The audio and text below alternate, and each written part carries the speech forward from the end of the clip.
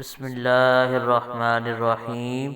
تمام تعریفیں اس کریم رب کی جو تمام جہانوں کا خالق اور مالک ہے، اور تمام تعریفیں اس کریم رب کی جو تمام جہانوں کو بہت ہی خوبصورتی کے ساتھ بنانے والا ہے اور بہت ہی خوبصورتی کے ساتھ سجانے والا ہے۔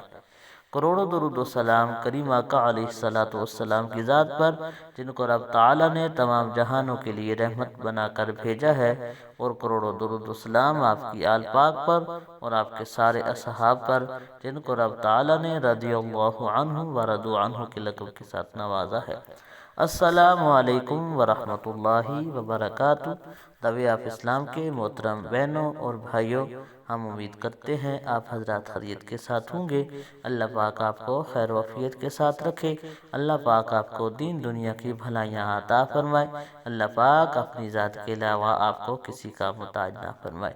محترم بہنوں اور بھائیوں، آج جس موضوع پہ ہم بات کرنا چاہتے ہیں وہ اللہ پاک کے نام یا رحیم کا وظیفہ ہے۔ انشاءاللہ اللہ پاک کے اس بابرکت نام کا وظیفہ سن کر عمل کر کے ہم سب کو بہت ہی زیادہ فائدہ ہونے والا ہے۔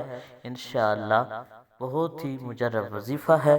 وظیفہ کی طرف جانے سے پہلے حسب معمول آپ سے ادبانہ گزارش ہے کہ پوری ویڈیو دیکھنے کے بعد اگر ہماری ویڈیو پسند آئے تو ویڈیو لائک کر دیں، چینل کو لازمی سبسکرائب کر دیں، گھنٹی والے بٹن کو بھی دبا دیں تاکہ ہر نئی آنے والی اسلامی معلوماتی ویڈیو آپ کو مل سکے۔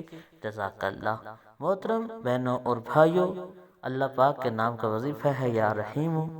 دنیا کی کوئی حاجت بھی جو پوری نہیں ہو رہی، آپ کے دل کی خواہش ہے، نیک خواہش ہے، جائز کام ہے جو ہو نہیں رہا، تو بہت ہی پیارا وظیفہ ہے یا رحیم۔ انشاءاللہ سکرین کے اوپر بھی لکھا ہوا آئے گا۔ یا رحیم کا وظیفہ کرنا ہے۔ وظیفہ کرنے کا طریقہ یہ ہے کہ صبح کی نماز کے بعد 11 مرتبہ والآخر درود شریف پڑھنا ہے۔ پڑھنے کے بعد 555 مرتبہ چلتے پھرتے بے شک آپ کر لیں، اپنا کام بھی جاری رکھیں، اللہ پاک کے اس نام کا وظیفہ بھی جاری رکھیں یا رحیم۔ اور جو بھی حاجت ہے وہ آپ کے ذہن کے اندر ہونی چاہیے، چاہے وہ مال و دولت کی حاجت ہے، چاہے وہ کوئی بھی دنیا کی حاجت ہے، جتنی بھی بڑی حاجت ہے، انشاءاللہ یا رحیم کے وظیفہ کے ساتھ اللہ پاک حاجت روائی فرمائے گا۔ اللہ پاک ان وظائف کے ساتھ فیض و برکات ہمیں حاصل کرنے کی توفیق عطا فرمائے۔